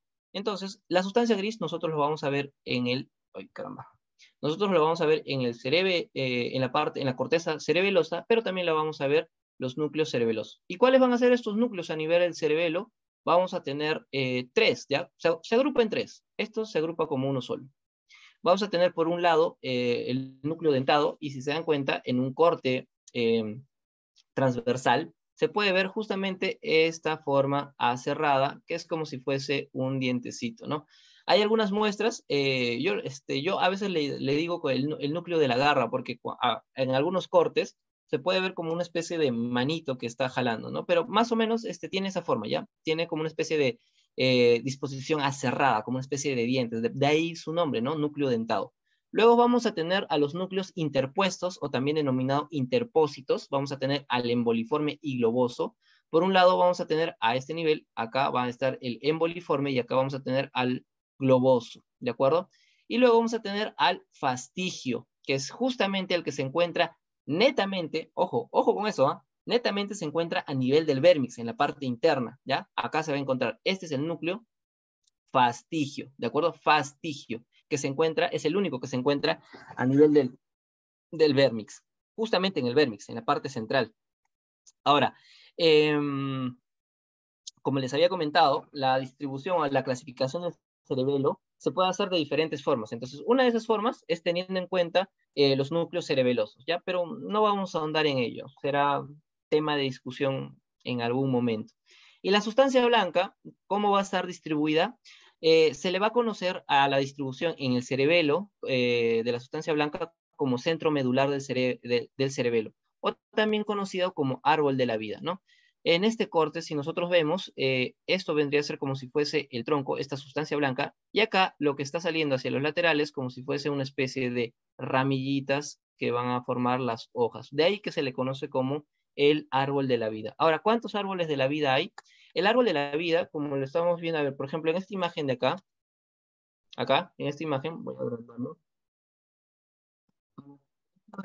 Como estamos viendo en un corte sagital, ¿qué se está formando? Como una especie de árbol, ¿no? La sustancia, el centro medular, lo que está formando es una serie de ramificaciones como si fuese una especie de árbol, ¿ya? Entonces, a nivel del vérmix hay un árbol de la vida, pero si nosotros hacemos los cortes también a nivel del cerebelo, vamos a encontrar la distribución del centro medular también como si fuesen una especie de ramificaciones, ¿ya? Entonces, en síntesis, vamos a tener tres árboles de la vida a nivel del cerebelo, uno en el vérmix y dos por cada hemisferio cerebeloso, ¿de acuerdo? Listo, y como les había comentado, el cuarto ventrículo tiene un piso, y como tiene un piso, y habíamos comentado que es una fosa, debe de tener un techo. Ese techo va a estar constituido por el nódulo y la língula, ¿de acuerdo? Que acá está, este vendría a ser parte de la língula, ¿de acuerdo? Eso de acá, parte de la língula. Y el nódulo en la parte inferior, ¿no? Vamos a ver que también va a estar relacionado con el pedúnculo. Estos son el pedúnculo cerebeloso superior, ¿ah? Acá tenemos el superior, acá tenemos al medio, y más abajo va a estar el pedúnculo cerebeloso inferior. Luego vamos a tener en suma toda esta estructura que va a constituir el velo medular superior, también conocido como válvula de Biusen. Y arriba vamos a tener el frenillo del velo medular, acá. Acuérdense que de los laterales del frenillo del velo medular va a salir el cuarto nervio craneal. Luego vamos a tener en la parte inferior el velo medular inferior, también conocida como la válvula de Tarín, y acá lo estamos viendo, ¿de acuerdo? Acá está, la válvula de Tarín. Acá, esta imagen de acá, es una vista inferior justamente de la válvula de Tarín, ¿ya? Que vamos a poder ver el velo medular inferior. Esta, en la parte interna, va a estar constituida por tela coroidea, en la cual vamos a ver que va a encontrarse un agujero, un pequeño agujero, conocido como el agujero de Magendie, ¿de acuerdo? Y hacia los laterales vamos a encontrar hacia acá, hacia los laterales, acá, vamos a encontrar dos agujeros conocidos como los agujeros de Luschka, en el cual va a estar relacionado con el plexo coroideo, ¿ya? Por último, vamos a tener la tenia del velo medular, que vendría a ser justamente este relieve de acá, que estamos viendo acá. No es más que una continuación del velo medular inferior. O sea, el velo medular inferior se conecta con, tanto con el tubérculo grácil, con el tubérculo de Burdach, o el tubérculo cuneiforme y el tubérculo de Gold, van a juntarse y van a formar como una especie de relieve. A este relieve se le conoce como la tenia del velo medular. Por último, vamos a tener el óbex o cerrojo, ¿de acuerdo? Óbex o cerrojo, que son una serie de estructuras, acá está, son una serie de fibras, mejor dicho, que van a estar yendo de un tubérculo de Gold al otro tubérculo de Gold, ¿de acuerdo? Nada más. Listo, hasta acá, chicos. ¿Alguna duda, alguna pregunta?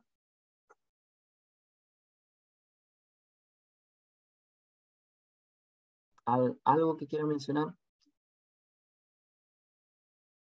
¿Todo claro o no se entendió nada?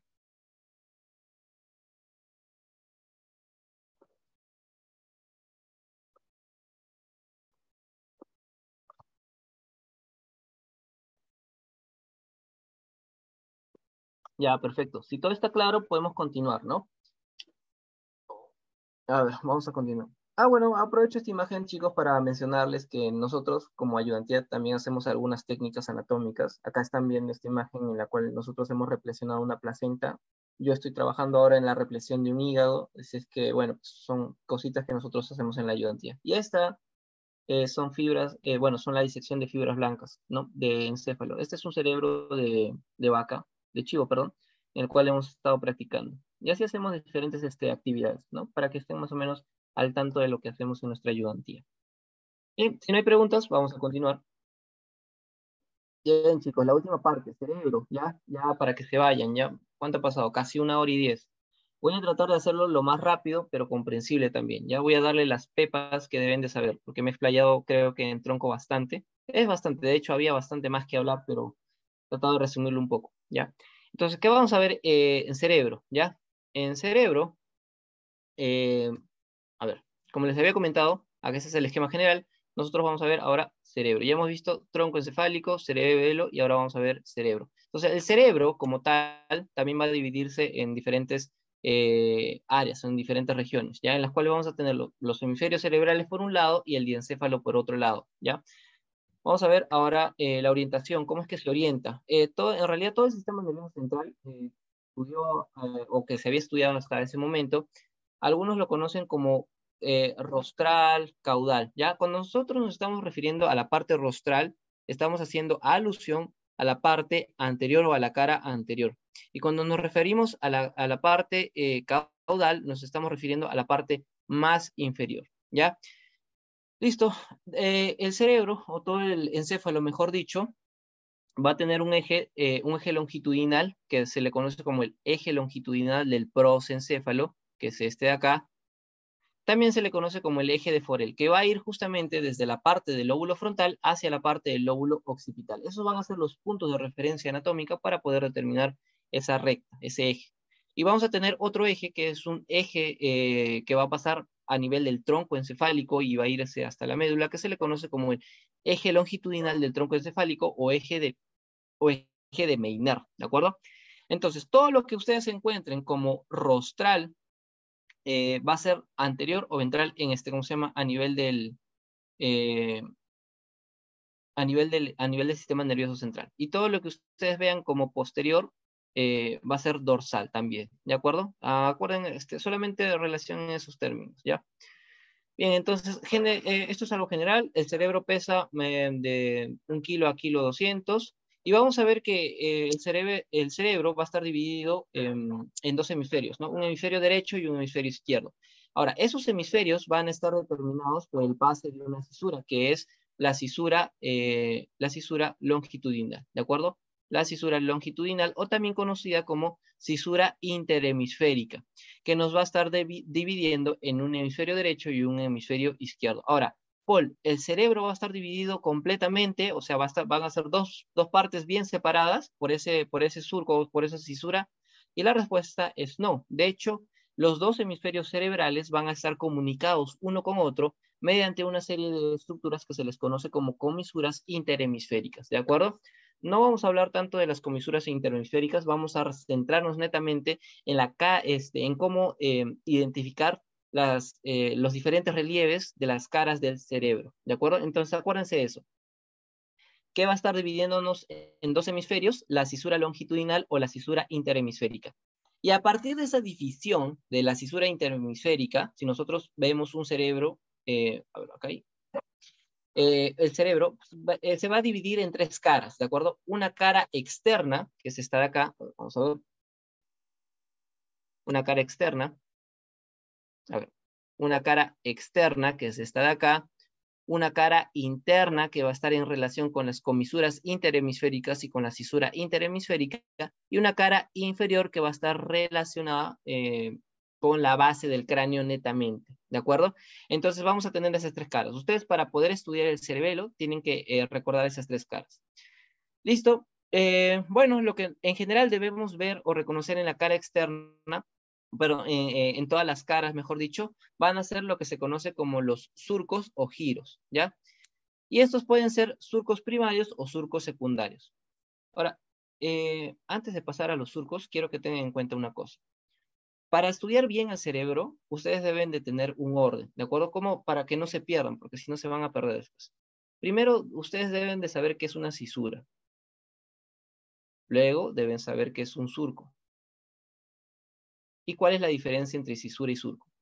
Las cisuras nos van a estar delimitando lóbulos.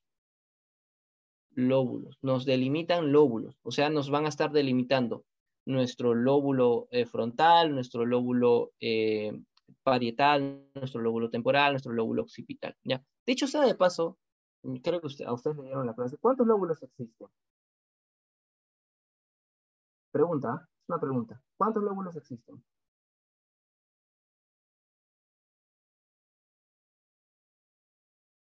A ver, un valiente. 6 lóbulos. Ahí está, 6 lóbulos. Es increíble. Puede pensar de 4, pero el más usado dice 5.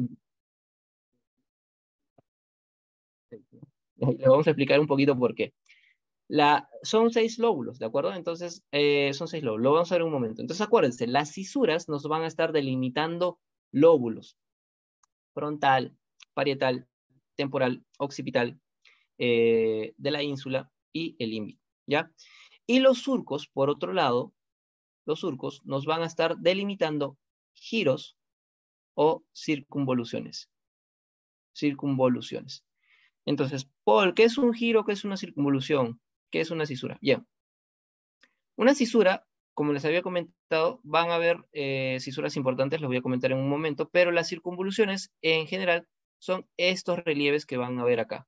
O sea, estas estructuras que ustedes ven como una especie de gusanitos, por así decirlo, se les conoce como giros o circunvoluciones. Entonces, este espacio y este otro espacio se les denomina como surcos, ¿de acuerdo? Se les va a denominar como surcos y que nos va a estar delimitando giros. Entonces, acuérdense, fisuras en el cerebro nos van a estar delimitando lóbulos.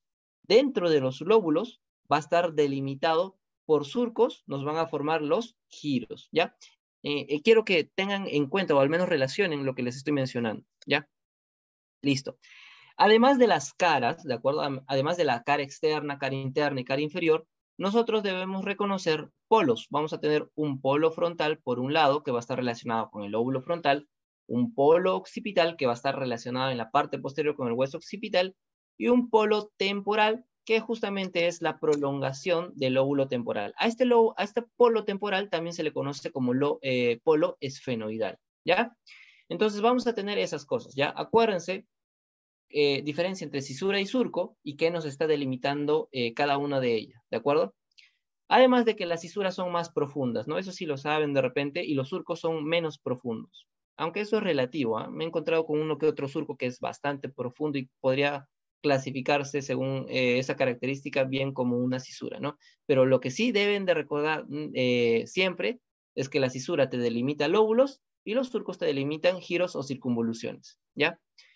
Listo, entonces, como les había comentado, ya tienen la PPT, y entonces nos vamos a tener lóbulos, ¿de acuerdo? Perdón, perdón, spoiler, ya.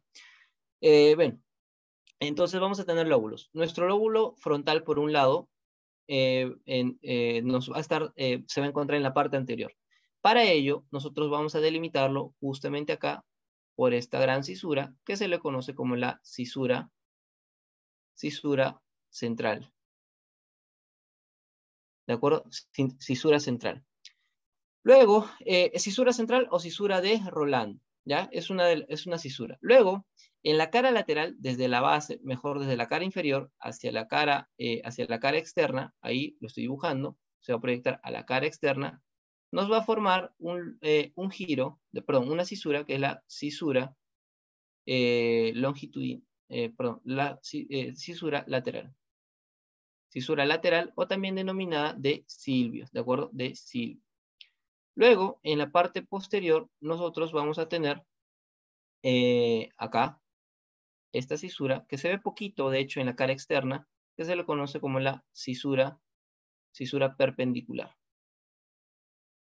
Perpendicular. Esta cisura perpendicular no se logra ver mucho en la cara externa, pero en la cara interna sí se nota bastante, ¿de acuerdo? Incluso llega hasta acá, ahí está. Esa es la cisura longitudinal, perdón, la cisura perpendicular, ¿ya? Entonces, estas cisuras, si se dan cuenta, nos van a estar delimitando lóbulos. Luego vamos a tener otra cisura, ¿de acuerdo? Que está acá, está de acá, que se le conoce como cisura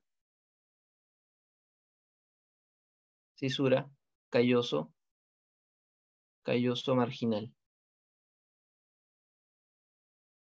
¿Ya? Entonces, estas cisuras nos van a estar delimitando lóbulos. Entonces, por delante de la cisura central, nosotros vamos a tener al lóbulo frontal. Por detrás de la cisura central, vamos a tener al lóbulo parietal, hasta la cisura perpendicular externa. Por debajo de la cisura lateral o de Silvio, vamos a tener al lóbulo temporal. Dentro de o sea, si yo abro los labios del lóbulo temporal y del lóbulo frontal, yo lo que voy a encontrar es este lóbulo que se le conoce como el lóbulo de la ínsula. Y acá en esta muestra real también se ve. Se dan cuenta que se están formando una serie de surcos, ¿cierto? Una serie de giros acá. Se están formando estos giros. Estos giros van a corresponder a lo que es el lóbulo de la ínsula. Y por último, vamos a tener este lóbulo límbico que se va a ver en la cara interna y en la cara inferior, ¿ya? Este es el lóbulo límbico. Listo, entonces ya hemos visto que las cisuras nos está delimitando lóbulos. Ahora vamos a ir justamente a detallar la cara externa, la cara interna y la cara inferior. En la cara externa, ¿qué es lo que vamos a tener? Primero, vamos a tener a las cisuras, que ya la conocen, que es esta acá, la cisura de Silvio. La cisura de Silvio, como les había comentado, va a estar separando el lóbulo tanto frontal, parietal, del lóbulo temporal. Esta cisura de Silvio va en su recorrido en la cara externa, se va a ramificar en dos porciones. Una que se le conoce como la rama anterior y otra que es la rama ascendente y otra que es la rama posterior, que vendría a ser todo esto, ¿ya? Esa es la división del lóbulo, perdón, de la cisura de Silvio. Que es importante recordarlas porque lo voy a mencionar en un momento por qué es importante, ¿ya? Luego vamos a tener nuestra cisura de Rolando, o también conocida como cisura central o surco central, que ya lo había comentado, que es este de acá. Ahora, ¿cómo yo puedo reconocer que es el surco central o la cisura de Rolando? Sencillo. En la cara inferior, justo antes de llegar a la cisura de Silvio, se va a encontrar un pliegue de paso que va a estar relacionando ambos lóbulos, tanto el frontal como el parietal, que a este pliegue de paso se le conoce como el opérculo. A ver, lo voy a escribir acá. Se le conoce como el opérculo rolándico. ¿Listo? Opérculo rolándico, que es un pliegue de paso que va a estar relacionando el lóbulo frontal con el lóbulo parietal. Entonces, ¿qué es lo que sucede? La cisura central o la cisura de Rolando no llega a tener contacto directo con la cisura de Silvio, jamás, nunca. Y si llegasen a encontrar de repente por casualidad que la cisura central llega a tener comunicación con la cisura de Silvio, eso es aparente, porque internamente, si ustedes llegan a abrir, van a poder encontrar este opérculo rolándico o el pliegue de paso parieto frontal o frontoparietal, ¿de acuerdo? Frontoparietal inferior, porque hay otro pliegue de paso, pero eso se va a ver en la cara interna del cerebro, que se conoce como el pliegue de paso frontoparietal superior, ¿ya? Entonces, pueden denominarlo así: opérculo rolándico, opérculo central o pliegue de paso frontoparietal. Cualquiera de los nombres vale. Luego vamos a tener la cisura perpendicular externa, que como les había comentado, y esta imagen lo grafica muy bien, que no se logra ver. Entonces, ¿cómo voy a delimitar el lóbulo occipital, Paul? Sencillo. Entre el lóbulo temporal y el lóbulo occipital, acá, se va a formar una escotadura, una muesca, que se le conoce como la escotadura temporooccipital. Yo voy a trazar una línea imaginaria que va a conectar con la cisura perpendicular externa y acá nos va a delimitar justamente nuestro lóbulo occipital. Luego vamos a ver que en esta porción, acá, justamente acá, así, también teniendo en cuenta como esta muesca, esta escotadura temporooccipital, se va a formar nuestro lóbulo temporal, este de acá, ¿de acuerdo? Lóbulo temporal, acá está, lóbulo temporal. Y acá vamos a tener nuestro lóbulo parietal. Y acá nuestro lóbulo frontal. Listo, entonces es así como nosotros vamos a delimitar nuestros lóbulos, ¿ya? Y ahora, como les había comentado, en el lóbulo frontal vamos a ver una serie de giros, ¿de acuerdo? O circunvoluciones, y esos giros van a estar determinados por estos surcos, ¿ya? Vamos a tener por un lado el giro frontal superior, el giro frontal medio y el giro frontal inferior, que es este de acá. Este giro frontal inferior va a dividirse además en tres porciones. Vamos a tener la porción opercular, la porción, si se dan cuenta, se forma un triangulito. Y ya ven que les había comentado que esta división de la cisura de Silvio me va a servir para delimitar justamente el giro frontal inferior en tres porciones, que es la pars opercular o la porción orbitaria, la pars triangular o la porción triangular y por último la porción opercular, ¿de acuerdo? La porción opercular. Y luego acá vamos a tener justamente al giro frontal ascendente o al giro pre-rolándico porque está en relación o está antes de la cisura rolándica, ¿de acuerdo?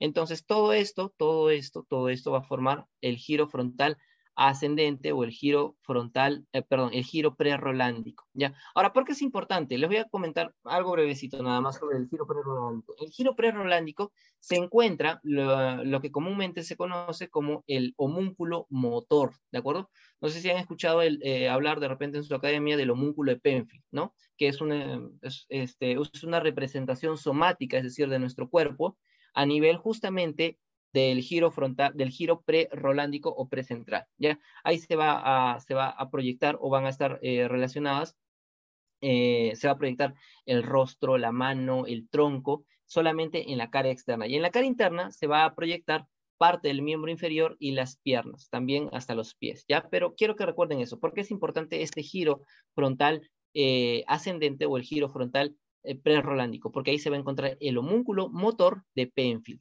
¿ya? Bien, a nivel del lóbulo parietal, y lo voy a demarcar mejor acá, acá tenemos nuestro surco central, acá tenemos esto de acá y esto de acá. ¿Qué vamos a tener a nivel del lóbulo parietal? Vamos a tener el giro postcentral, que es este de acá, el giro postcentral, que aquí también va a estar relacionado el homúnculo de Penfield sensitivo, ¿de acuerdo? Por el prerolándico era motor, el homúnculo de Penfield prerolándico era motor, pero el giro parietal el giro postcentral, ¿de acuerdo? Postcentral va a estar relacionado con el homúnculo sensitivo de Penfield, ¿de acuerdo? Luego vamos a tener el lobulillo parietal superior, que es este de acá, lobulillo parietal superior, que va a estar delimitado por el surco parietal superior, ¿de acuerdo? Y vamos a ver que este lobulillo parietal inferior va a dividirse en dos porciones por este surco que se le conoce como el surco de Jensel, ¿de acuerdo? Este surco de Jensel nos va a estar delimitando el giro supramarginal y el giro angular, ¿ya? Listo, entonces eso es lo que nosotros vamos a encontrar a nivel del lóbulo parietal. A nivel del lóbulo occipital, temporal, vamos a tener nuestro giro frontal, nuestro giro temporal superior, giro temporal medio y el giro temporal inferior, ¿ya? Que van a estar delimitados por los surcos del mismo nombre, ¿no? Surco temporal superior, surco frontal, temporal inferior.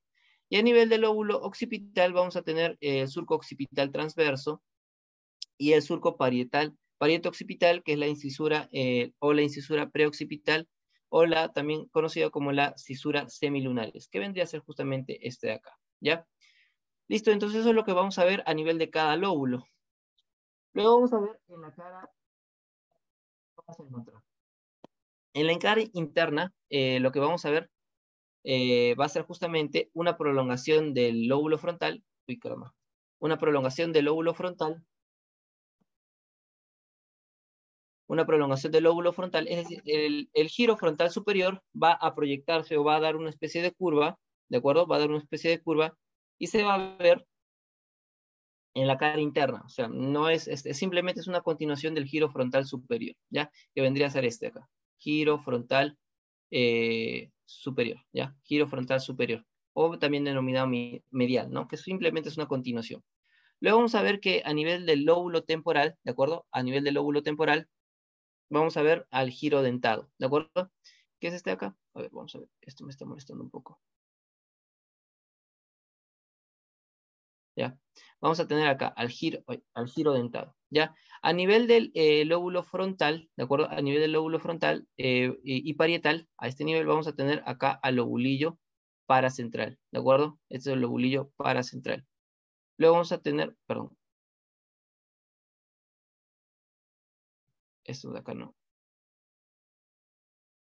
Este no es el lobulillo paracentral.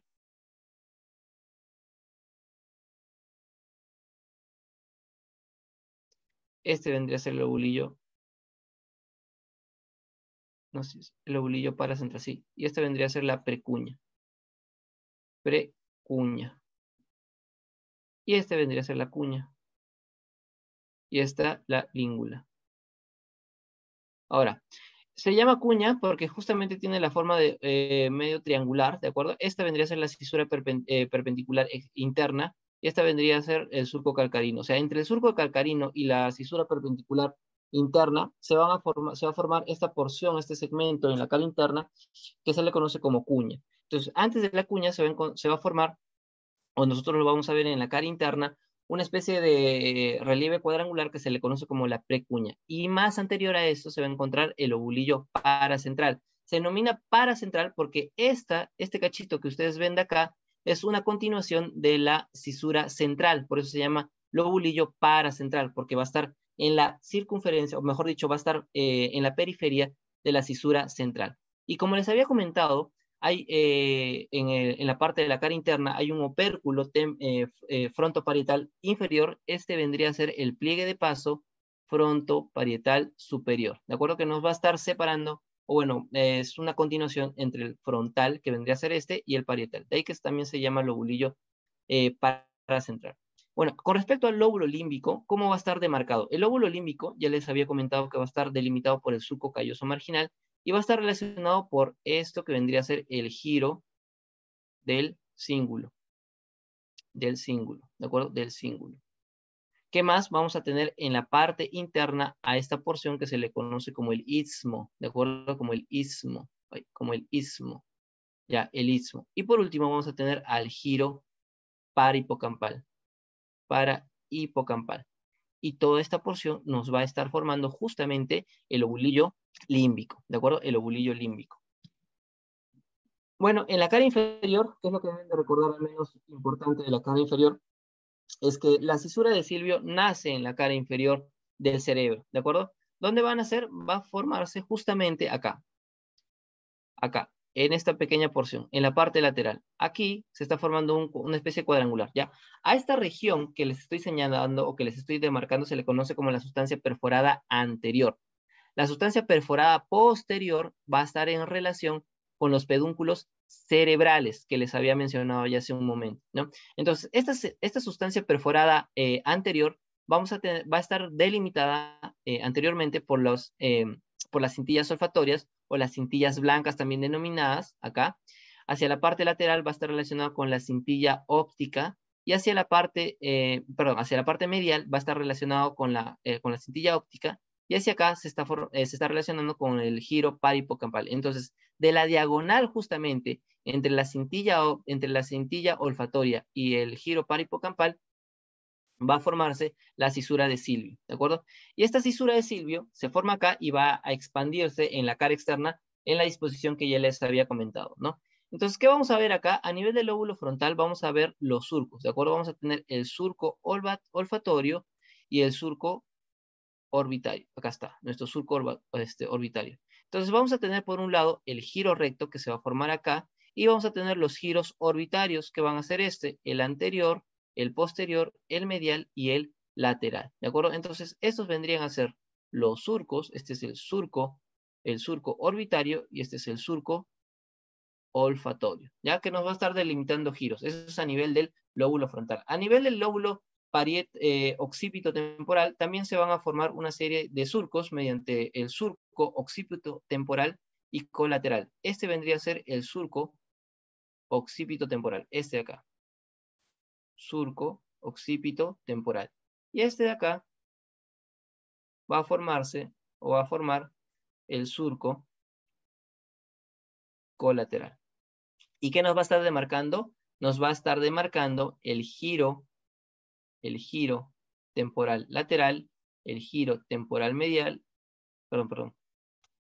A ver.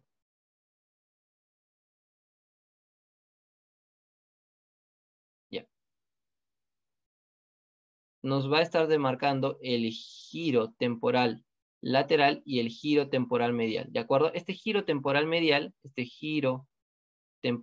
se va a dividir en dos porciones, el giro parihipocampal, por un lado, y el giro de la língula, acá, a cada lado, ¿de acuerdo? Entonces, esas van a ser las porciones que nos van a formar el giro occipito temporal medial. Eso es en relación a la cara interna, ¿ya? Entonces ya chicos, para no aburrirlos más, de repente están cansados o quieren hacer otras cosas, vamos a hablar un poquito de la irrigación del sistema nervioso como tal, ¿ya? Entonces, la irrigación del sistema nervioso central va a estar dado por dos sistemas, ¿ya? Dos sistemas importantes que se le conoce como, por un lado vamos a tener el sistema carotidio acá, y por otro lado vamos a tener el sistema, voy a mejor hacer el punto. Vamos a tener el sistema carotidio y el sistema vértebrovascular. Al sistema carotidio también se le conoce como sistema de circulación anterior y al vértebrovascular se le conoce como sistema de circulación posterior, ¿ya? ¿Qué es lo que sucede? A ver, la irrigación tenemos que partir desde sus orígenes, ¿no? Para poder más o menos comprenderlos. A partir del corazón, ¿de acuerdo? Del lado del ventrículo izquierdo se va a formar la aorta. Ya ustedes ya bien lo saben, ¿no? Se forma la aorta y esta aorta tiene porciones. Una porción ascendente, el callado de la aorta y la porción descendente. Entonces, justamente del callado de la aorta se van a formar ramas, ¿de acuerdo? Ramas, una hacia el lado derecho y otras dos hacia el lado izquierdo. Hacia el lado derecho se va a formar lo que comúnmente se conoce como el tronco brachiocefálico. Y hacia el lado izquierdo se van a formar dos arterias. La arteria carótida común izquierda y la arteria subclavia izquierda. Se van a formar esas dos ramas. Entonces, ¿qué es lo que sucede? A nivel de la arteria del tronco brachiocefálico, se va a dividir en dos ramas. O sea, forma el tronco y se va a dividir en dos ramas.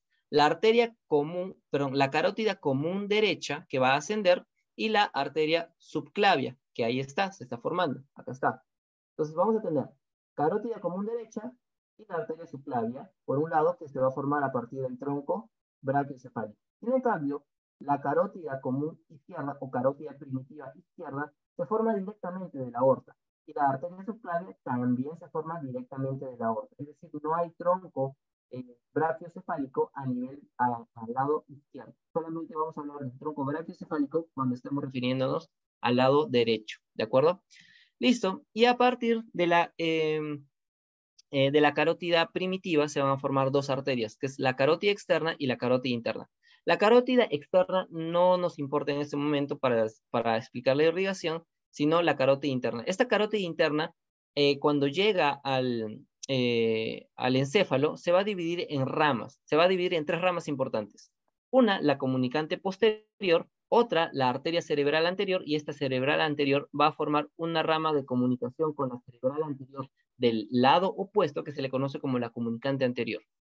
Y otra rama va a ser la arteria cerebral media. Entonces, son estas tres ramas importantes: comunicante posterior, cerebral anterior y cerebral media, las que van a formar, o son las últimas ramas de la arteria carótida interna, ¿ya?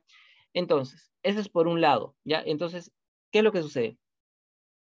Vamos a ver luego que a partir de las arterias subclavias, ¿de acuerdo? Tanto del lado derecho como del lado izquierdo, van a formarse comúnmente 4 ramas, ¿de acuerdo? De estas 4 ramas, la que nos importa o la que les debe tener en cuenta para sistema de irrigación es la arteria vertebral, que es la primera o segunda rama, si no mal recuerdo, es la primera rama de la arteria subclavia, ¿de acuerdo? Esta arteria vertebral, una vez que ha salido de la subclavia, va a pasar por los agujeros transversos de las vértebras cervicales hasta llegar a la parte anterior del tronco encefálico para formar la arteria basilar, ¿de acuerdo?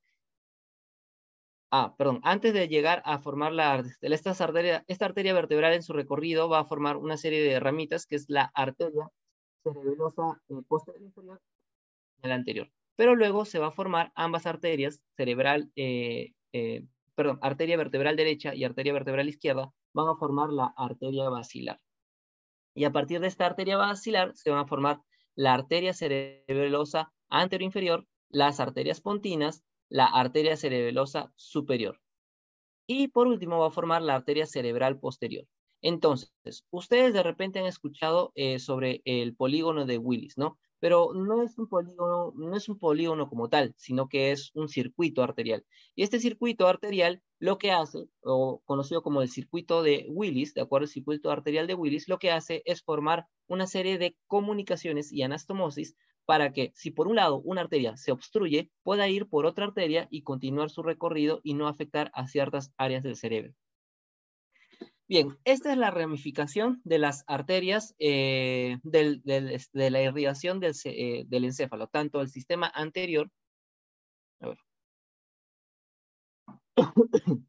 perdón, chicos, este del sistema anterior y este del sistema posterior, ¿ya? Sistema posterior. Entonces, en general, aprenderse las ramificaciones de todo esto es un poquito complicado, ¿ya? Lo que quiero que se lleven de esto, al menos, son los territorios arteriales. ¿Qué sucede? La arteria cerebral media, esta, en el cerebro, se va a encargar de irrigar la cara externa. Entonces, el territorio de la arteria cerebral media va a ser la cara externa. Les pongo un ejemplo. Si hay una oclusión a nivel de la arteria cerebral media en la cara externa, recordemos qué áreas se encuentran ahí. Se va a encontrar, ¿se acuerdan del homúnculo motor, cierto? Que se encuentra en el giro precentral. Entonces, si no llega sangre al giro precentral, que habíamos comentado que es el homúnculo motor de Penfield, ¿qué es lo que sucede? Entonces, digamos, ¿no? Hay una obstrucción a nivel de la arteria cerebral media del lado derecho, ¿de acuerdo? Entonces, no está llegando a irrigar el homúnculo motor de Penfield. ¿Qué va a suceder? Del lado contralateral, del lado izquierdo, voy a empezar a tener debilidad muscular, ¿de acuerdo? No voy a tener fuerza para poder aprensar o incluso va a haber, se va a caer, ¿cómo se llama? El brazo, ¿de acuerdo? Entonces, acuérdense de eso. ¿Por qué? Por eso es importante que, más que recuerden las ramificaciones, quiero que se recuerden de los territorios que van a irrigar. Entonces, arteria cerebral media, cara externa. La arteria cerebral anterior, ¿dónde estás? Arteria cerebral anterior, esta de acá, se va a encargar de irrigar la cara interna del cerebro, es decir, que está relacionado con ¿qué? Con el lóbulo límbico. les comento así un detallito pequeño, el lóbulo límbico está relacionado con los recuerdos emocionales y con áreas olfativas. Por ejemplo, este 14, de repente han recibido algún perfume de su ex, qué sé yo, de su enamorado, de su enamorada. Entonces, este perfume ustedes lo van a asociar a un recuerdo emotivo. Entonces, el lóbulo límbico se encarga de asociar ese recuerdo con ese olor. Está bastante relacionada la emoción con la olfacción. Entonces, si esa cara interna llega a no tener ¿cómo se dice? No llega a tener riego como tal. Entonces, ¿qué sucede? Ciertas partes de esa área, como el lóbulo límbico, van a verse afectadas. Entonces, no va a poder generarse recuerdos emocionales o incluso la persona puede llegar a perder los recuerdos relacionados con el olfato, ¿no? Dicen, ¿te acuerdas del olor del perfume que te regalé el 14? Dicen, no, no lo recuerdo, de repente porque tiene alguna alteración a nivel de la arteria cerebral anterior, ¿ya? Entonces, quiero que se recuerden de eso. Cara interna, ¿quién va a estar irrigándola? La arteria cerebral anterior. La arteria cerebral posterior, va a estar encargada de irrigar la cara inferior. Inferior. Entonces, ¿cuál es la cara inferior? La cara inferior habíamos comentado que va a estar justamente relacionada con parte del lóbulo temporal, también occipital, ¿ya? Entonces, tengan en cuenta eso. Que se recuerden qué ramas forman qué ramas, quiero que recuerden el territorio arterial de estas tres arterias importantes: cerebral anterior, cerebral media y cerebral posterior.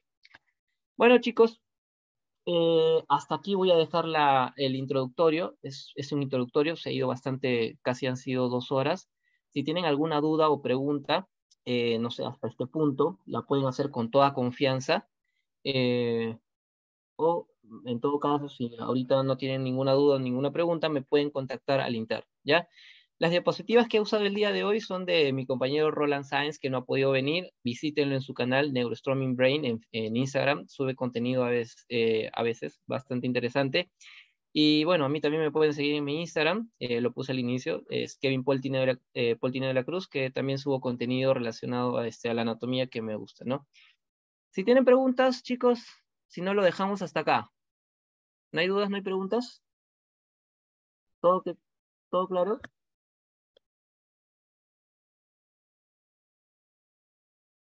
Uy, me quedo solo, creo. Ya, bueno. Bueno, entonces.